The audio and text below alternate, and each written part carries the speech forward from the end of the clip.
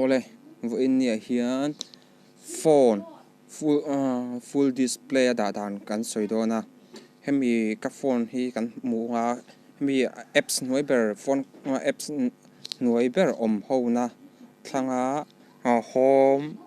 bottom te back bottom te ho hi kan da bodon ani hemi hi da boin full display in phone hi kan da don ani ama sabera chuanin setting a kan lu tang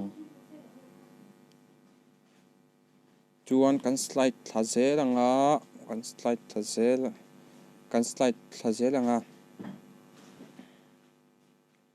full screen display a hian kan lu tang hemi kan lu hianin option pahnih amta bottom le full screen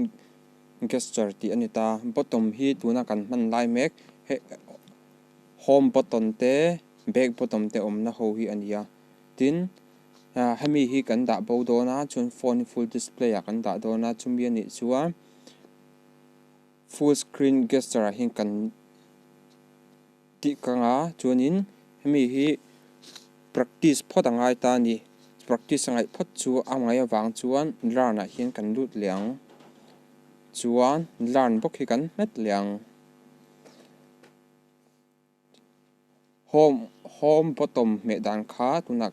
kan home bottom kan hmeng thina full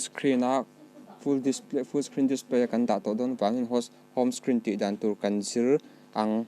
chu hei ti dan tur oma chu kan swipe chawang heta tangin ti khan chuan kan apps recently kan hon ho kha kan da tlar don chuan hetian radio flek kan tianga ti khan lo omanga tin back bottom hi hetia sir zong hianin slide ve thung turania dinglam tang point slide thayani chuan I'm down a hian kan lut liang chuti chuan kan phone chu full display alo ni ta ani hian kan peka heta apps a hian han lut taila ta hian apps a kan lut ta kan chuak le du ta a kan phone kha kan swipe up zone kan swipe ang ti khan chuaka chun han lut le taila apps a hian